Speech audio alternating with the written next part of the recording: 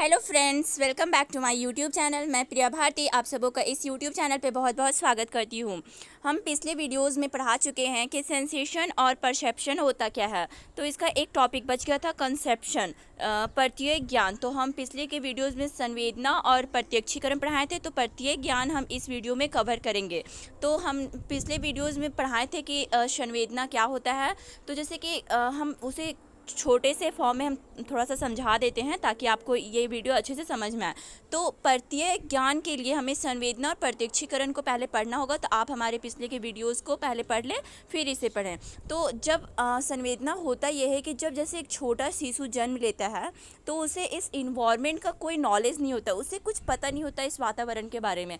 तो वो धीरे धीरे कुछ सीखता है। तो मान लेते वो कोई आवाज़ पहली बार सुनता है तो वो ये जानता है कि ये आवाज़ है, लेकिन वो ये नहीं जानता वो ये किसकी आवाज़ है, कहाँ से आ रही है।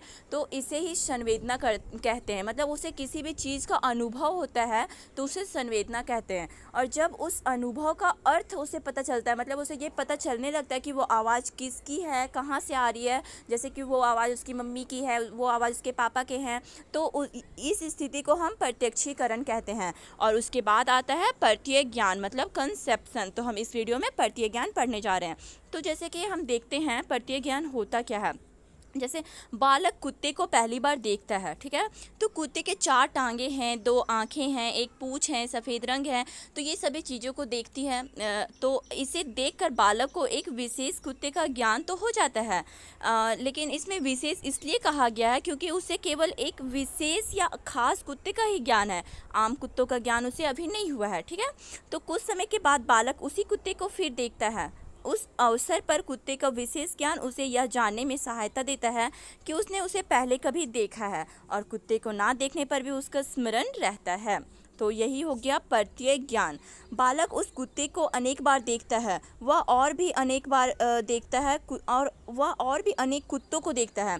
इस प्रकार उस कुत्ते का सामान्य ज्ञान प्राप्त हो जाता है। उसके मन में कुत्ते से संबंधित एक विचार, एक मतलब थॉट आता है, एक प्रतिमा बनती है, एक वहाँ पे उसके सामने एक चित्र बनता है कुत्ते का, या प्रतिमान पैटर्न का निर्माण हो जाता है। इसी विचार, प्रतिमा या प्रतिमान या सामान्य ज्ञान को प्रत्यय कॉन्सेप्ट या प्रत्यय ज्ञान कहते हैं, परसेप्शन कहते हैं। धीरे धीरे बालक कुत्ता, बिल्ली, मेज, कुर्सी, वृक्ष आदि सैकड़ों प्रत्ययों का निर्माण कर लेता है। प्रत्यय निर्माण की इसी मानसिक क्रिया को, इसी मेंटल प्रोसेस को प्रत्यय ज्ञान कहते हैं। जैसे हमने देखा कि जैसे कोई बालक पहली बार किसी कुत्ते को देखता है, ठीक है। तो वो ऑब्जर्व करता है, वो उसे देखता है। तो वो देखता है कि उसकी 4 टांगे हैं, 2 आंखें हैं, एक पूंछ है, उसका रंग सफ़ेद है। तो ये सब चीज़ें देखकर वो एक विशेष कुत्ते का ज्ञान प्राप्त कर लेता है। तो इसमें विशेष इसलिए कह सकते हैं क्योंकि वो एक ही कुत्ता, एक विशेष कुत्ता के बारे में जान रहा है। वो किसी और अन्य कुत्ते, नॉर्मल कुत्ता के बारे में नहीं जान रहा है। तो उसे एक विशेष कुत्ते का ज्ञान होता है। फिर वो किसी और दूसरे समय में वो फिर से किसी कुत्ते को देखता है, तो फिर वो उसे स्मरण होता है, उसे याद आता है कि उसने पहले इस टाइप के कुत्ते को देखा था। तो धीरे धीरे वो 1 बार, 2 बार, 3 बार देखते देखते उसे ये पता चल जाता है कि मतलब सारे कुत्ते इस तरह होते हैं, इस तरह के होते हैं। तो जब अगर उसके सामने कुत्ता ना भी हो तो उसके दिमाग में एक स्मरण बना रहता है कि कुत्ते इस प्रकार के होते हैं। और अगर कोई कुत्ता आ भी जाता है तो उसके दिमाग में स्मरण रहता है कि मैंने इस तरह के कुत्ते को पहले देखा था। तो इस तरह के ही प्रतिमान या विचार या प्रतिमा को ही हम प्रत्यय ज्ञान कह सकते हैं, कंसेप्शन कहते हैं। तो बालकों के प्रत्ययों के आधार पर उनके पूर्व अनुभव, पूर्व संवेदनाएं और पूर्व प्रत्यक्षीकरण होते हैं। इसलिए इनको ज्ञान प्राप्ति की तीसरी सीढ़ी और पिछले अनुभवों से संबंधित माना जाता है। तो हमने देखा था कि संवेदना को ज्ञान प्राप्ति की प्रथम सीढ़ी माना जाता है, और प्रत्यक्षीकरण, परसेप्शन को ज्ञान प्राप्ति की दूसरी सीढ़ी माना जाता है, और कंसेप्शन मतलब कि प्रत्यय ज्ञान को ज्ञान प्राप्ति की तीसरी सीढ़ी मानी जाती है। तो प्रत्यय ज्ञान की परिभाषाएं हम देख लेते हैं। Definition of conception. तो बोरिंग, लैंगफील्ड एवं विल्ड के अनुसार प्रत्यय ज्ञान की परिभाषा है कि प्रत्यय किसी देखी हुई वस्तु की मानसिक प्रतिमा है।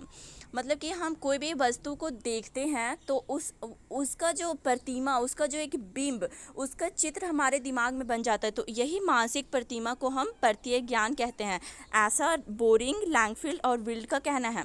दूसरा डेफिनेशन देखते हैं, दूसरी परिभाषा रॉस के अनुसार है। तो प्रत्यय क्रियाशील ज्ञानात्मक मनोवृत्ति, एक्टिव कॉग्निटिव डिस्पोजिशन है। प्रत्येक देखी गई वस्तु का मन में नमूना या प्रतिमान पैटर्न इन माइंड है। मतलब कि प्रत्येक देखी गई वस्तु का, जैसे कि हम कोई भी वस्तु को देखते हैं तो उसके जो हमारे दिमाग में जो उसकी प्रतिमा बनती है तो उसी को प्रत्येक ज्ञान कहते हैं। पैटर्न इन माइंड को ही हम प्रत्येक ज्ञान कहते हैं।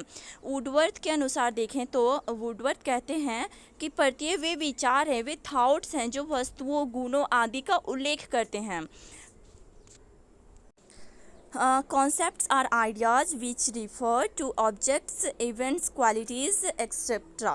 मतलब कि वुडवर्थ का कहना है कि प्रत्यय वे विचार हैं, वे थॉट्स हैं जो वस्तुओं, गुणों आदि का उल्लेख करते हैं। डगलस व हॉलैंड के अकॉर्डिंग देखते हैं तो प्रत्यय ज्ञान मस्तिष्क में विचार के निर्माण का उल्लेख करता है। मतलब कि जो परसेप्शन है वो हमारे दिमाग में किसी भी विचार का निर्माण का उल्लेख करता है, उसे मतलब कि एक रूप प्रदान करता है।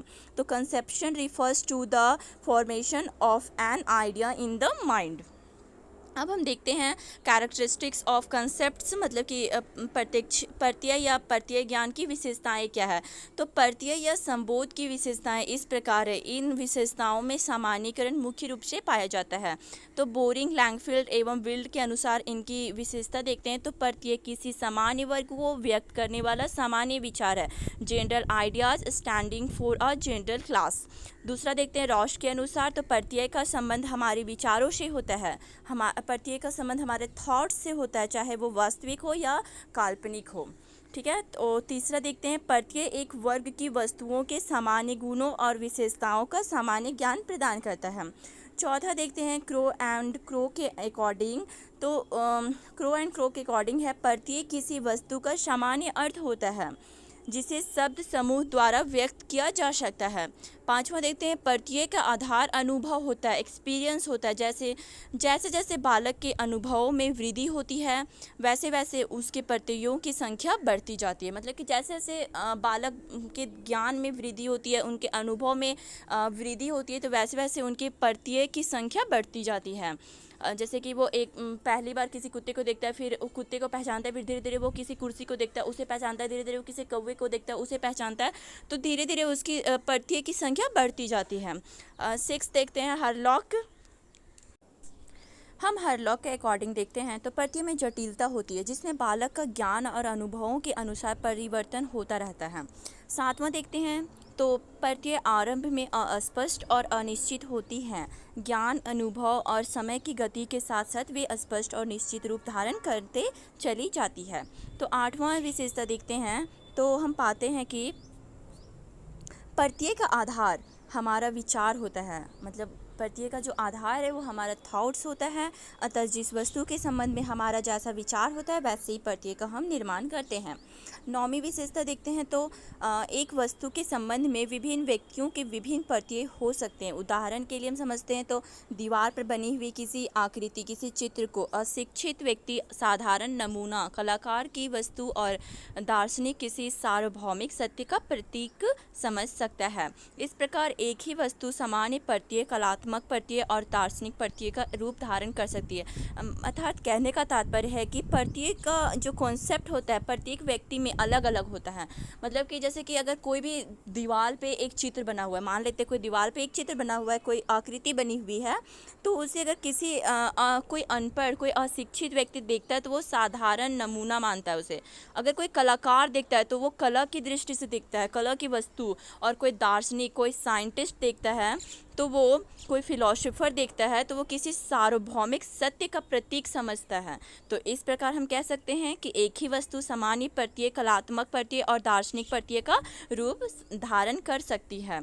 तो हमें उम्मीद है कि आपको ये वीडियो अच्छी लगी हो, तो please like, share and subscribe करें ताकि हमारे आने वाले नोटिफिकेशन की जानकारी आपको मिलती रहे। Thank you so much.